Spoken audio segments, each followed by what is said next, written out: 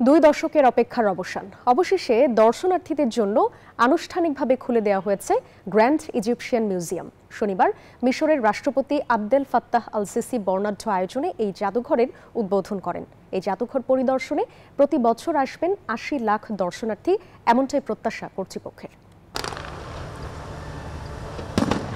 আতশবাজির ঝলকের মধ্যে এভাবেই একের পর এক মনোমুগ্ধকর নাচ পরিবেশন করছেন পপ তারকারা।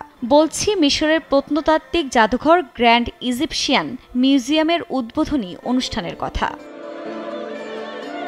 দীর্ঘ ২০ বছর অপেক্ষার পর অবশেষে সাধারণ দর্শনার্থীদের জন্য খোলা হলো গ্র্যান্ড ইজিপশিয়ান মিউজিয়াম। শনিবার এই মিউজিয়ামের উদ্বোধন করেন মিশরের president Abdel Fattah al Sisi.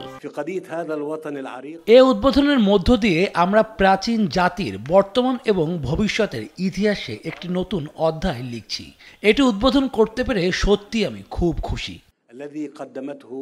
এই আয়োজনের সাক্ষী হতে উপস্থিত ছিলেন বিশ্বের অন্তত ৭০ দেশের প্রতিনিধিদের পাশাপাশি হাজারো দর্শনার্থী।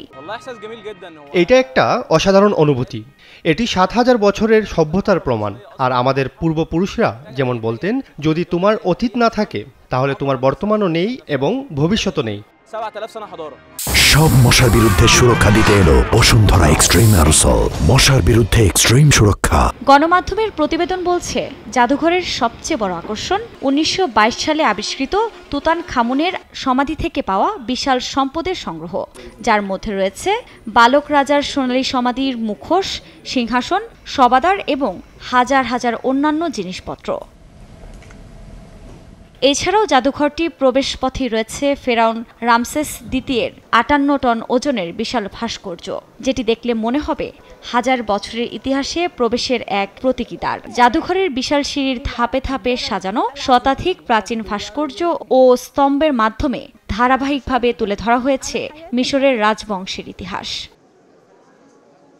জাদুঘরের নির্মাণ কাজ ২০০৫ সালে শুরু হয়েছিল। এ জাদুঘর নির্মাণে ব্যয় হয়েছে প্রায় $১২০০ কোটি।